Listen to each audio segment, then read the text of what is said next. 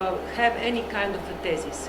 So I think that thesis outside of the art field and the element of a nation state that you imply inside, I think it's quite interesting and important. But I think, just briefly, I see several flops that are the flops of the, let's say, point from which you are speaking.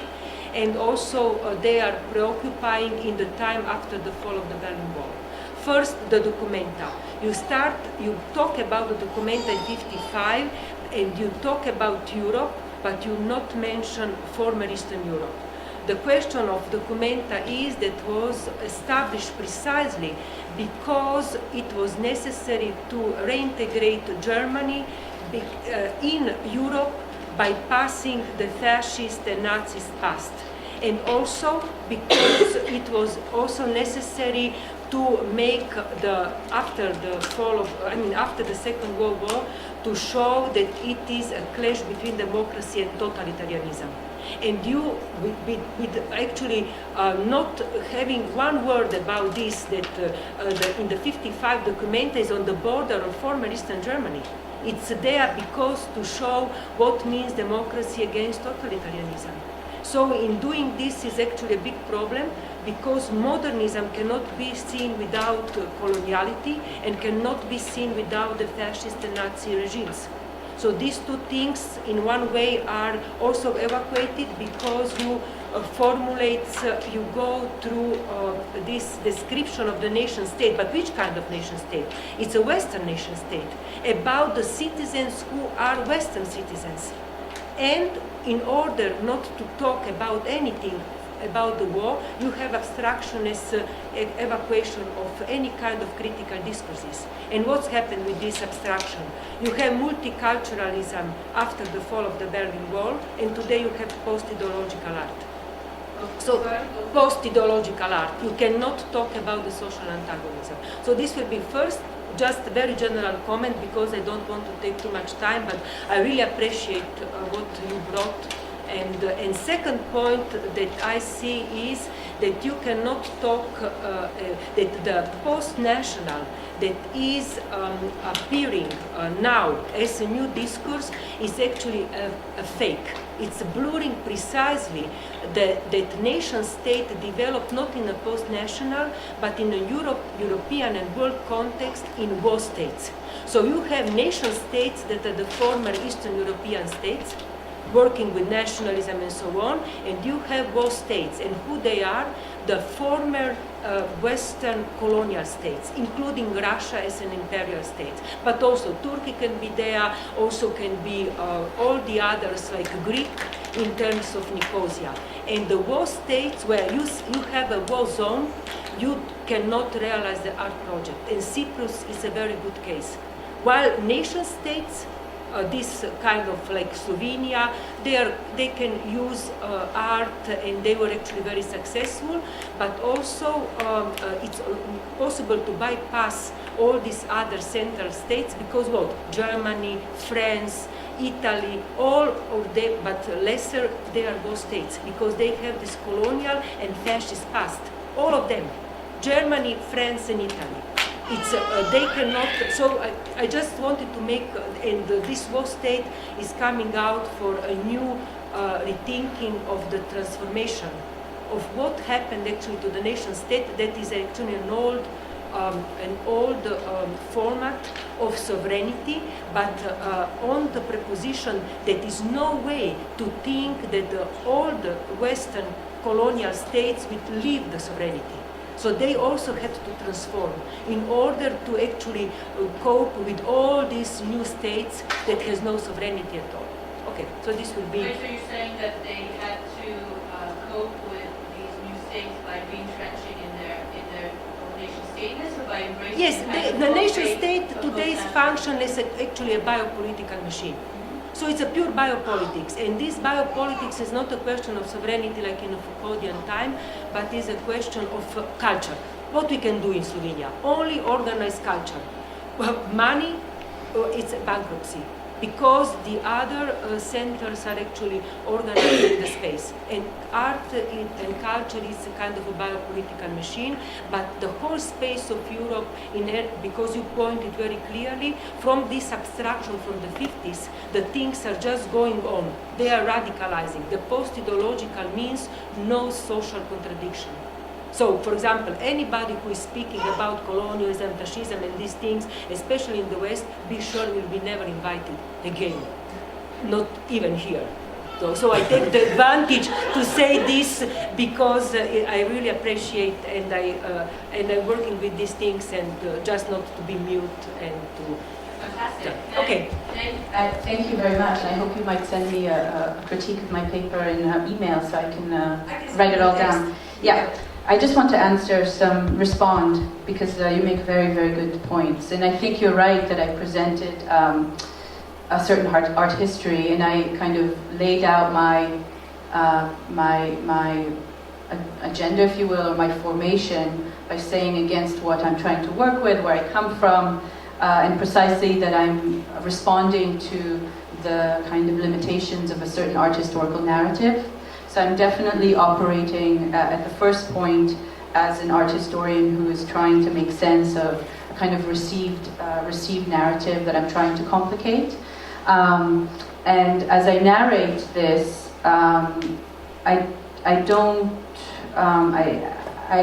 recognize that I'm within an art field, and that it's important for me to be attentive to that, because at least the way that it's been produced needs to be changed. So that's why I am operating within an art field, and narrating the nation state within art history. But I don't think that I didn't allude to the constitution of Documenta as being outside of the problematics of fascism or the totalitarian nation state. That's precisely what I was saying that it was responding to in terms of the Entartete Kunst exhibition, just as a kind of cipher, and of course the relationship to kind of East Germany eventually, the kind of what would be East Germany and the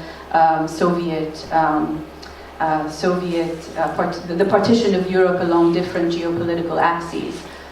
You're right that in this narration it was a kind of look to the West, towards the United States, because of the particular, I guess, scope of this paper. But it's not to disregard the historical tension at that moment in relationship to fascism. I actually thought that was part of what I was insisting on. So maybe that wasn't entirely clear.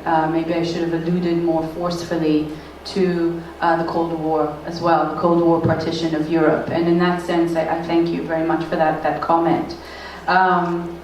I also agree with you that I'm narrating Europe through the model of Western citizenship. Absolutely. This, you could say, is either a kind of apparatus that is, it's an apparatus that you can critique, or it's an apparatus that you can say I'm kind of narrating or performing because, not to align myself with the subject of my work, but because I'm talking about official Western exhibitions. So maybe there should be a stronger voice of critique to kind of open up the space between me and my subject of study. But I'm narrating this or describing this within the model of the Western nation state precisely because this is what it emerges from. I'm not looking at the first, exhibition in, Belarus. And I'm engaged with a kind of cultural diplomacy that is still absolutely the kind of dominant or hegemonic model. And I'm not trying to recuperate it as critical, but I'm trying to point to places where, on the one hand, I'm saying that it's a very, very dominant format, hegemonic format. On the other hand, I'm saying that there's potential, even within a kind of dominant discourse or format, for unexpected possibilities. In the sense, and I think this came up with the clash between a kind of politics in a zone of conflict, where art maybe is not possible. You know, perhaps that is the conclusion, that biennials cannot actually occur in zones of, that you cannot have a biennial in Cairo right now, today. Maybe that is the conclusion, based on what you're saying. I wanted to wake the sleeping tiger. So let me just see. Yeah, there's much more to respond to in terms of, let me see what else you were saying. Post-nationalism.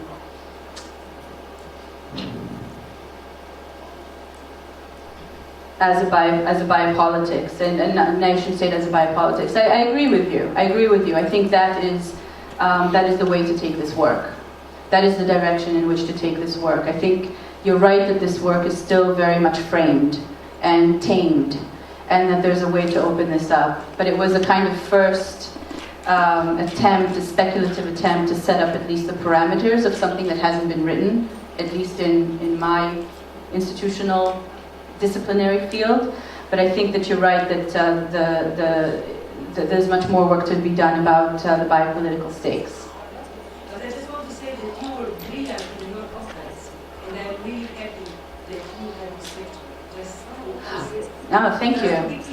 No, thank you. I love the way how and you show us what means actually a very straightforward work that we lose because we are all in this gossip and we lose really the format of a certain practice. So thank you. The engagement to bring the nation state and so I just want to thank you. I think this is a brilliant comment. Maybe, yeah, the very, very last question. May I? Yeah. It's a short one. Loud. Yeah, thank you for presentation. And concerning your last claim, very optimistic one, that the failure that comes from this clash of politics and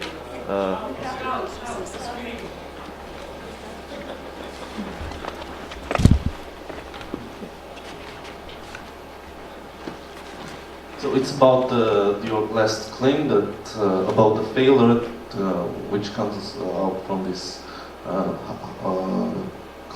collision of the politics and Biennale arts, and that inherits possibilities. And I would like you to extend more this claim. Do you have any other examples besides this Nicosia case? And Sure. Yeah, we do. yeah, thank you. I mean, I think the difference, I feel like singing now, but I think the difference between perhaps aesthetic practice and kind of political praxis in its most vulgar way is that political praxis in its most vulgar way wants to concretize things in a kind of tangible, readable, efficient manner. And perhaps aesthetics, if I'm, going in the direction of this, singularity, works on the tension that doesn't collapse into, that leaves the space open. And perhaps in this clash between the kind of political facts on the ground and the aesthetic, one you could say utopian, if we could use that word, imaginary of being able to have a kind of doubling of identity in that space. I think the fact that this migrated into an educational process, obviously it migrated into an educational process in Berlin, New York, and Mexico City for the art world, and created new kind of cultural capital for a certain class. On the one hand, obviously you can be very cynical of that. On the other hand, you can say that there is something in this network that perhaps spills over into other spaces and other conversations. And I think this happened actually as a different, or you could say that it's completely cynical and these are all people who are kind of, don't actually operate in any meaningful way afterwards in political stakes. So this happened actually recently in Israel when curators who come under the collective, I think who, what, why, who, what, WW, you know, who, WHW were invited to curate the Tel Aviv Biennial. And this was at the same time as the flotilla from Turkey was being sent to Palestine, or to the territories, I should say. And this collective decided not to participate, to withdraw as the curators. And Tel Aviv, you know, was left without a biennial. And what happened is that, again, there was a clash of political facts on the ground and the attempted symbolic representation or intervention. And this then actually, this was connected afterwards to what they did at the Istanbul Biennial. So it actually then, many of their ideas migrated to Istanbul. Now, whether you see that as cultural tourism and or something effective, maybe I should take a position. I should take a position. I think it's spectacular, but I think there are spaces for agency even within spectacle. I'm not a complete Guy Debordien. So I think there are things that can happen even in this spectacularization, and bringing the issue of the territories and obviously to a different context. Yeah. Well, watching your piece, I was thinking about Cyprus because I spent a month in Cyprus, not sure between the south and the north, right before I went to Jerusalem. And I was thinking, as I was watching you discussing the history of the EU and the way it's expanding from country to country, Turkey is a possible candidate. Well, I don't think Syria will be anytime soon. But all these countries that are trying to enact an inclusion into Europe, and I realized, well, Israel is one of, you did mention Jerusalem obviously because it's outside the EU, but that's an impossible member state, because of the apartheid. And I think that when you talk about this being exported back to Istanbul, well, this is a space at least where these discussions do and can happen, because you probably know the Jerusalem Biennial is not an open platform. It's a biennial for strictly Jewish artists. Absolutely. So this becomes then another problem of inclusion in terms of greater than the EU itself. When we're talking about curatorial projects, how do we discuss then this kind of inside-outside from the national perspective? Because a lot of the artists you show, rightfully so, are probably immigrants, like the Moroccan artists who are immigrants living in Europe, just as many Israeli artists living in Amsterdam are shown at the event, the other one. Thank you. So you have this kind of notion of exile or immigrant and how this inclusion/exclusion functions, right? Yeah, I agree with you. This is not an EU-specific problem. I just wanted to present Europe and modernism as always already being a zone of conflict, so that the conflicts that we see kind of today erupting in relationship to biennials has a kind of historical precedent. So that's all. It's not to not acknowledge other zones or roles of exclusion and inclusion. I'm just narrating one historiography. Yeah. No, but it's also interesting because when you talk about de Gaulle, his inclusion of Algeria in the French territories more than doubled the size of France, right? And Well, it was France for him. Well, of course, but the idea of getting it was Algeria is it's much bigger than France, and at the same time, the cultural projects, the architectural projects, if you follow Ravenel's work on this, were about projecting modernism outside of Paul Ravenel, French modern. His and many other architectural studies that show how French modernism was exported to Morocco, Algeria, hence the differentiation between the Medina Qadima and the Ville Nouvelle, all over North Africa. And actually, Algeria was not part of the Paris Biennial officially until 1978. It's kind of important to say. We need to we'll wrap up. All right, so on that note, thank you very much for your fantastic comments, and please give yourself a round of applause.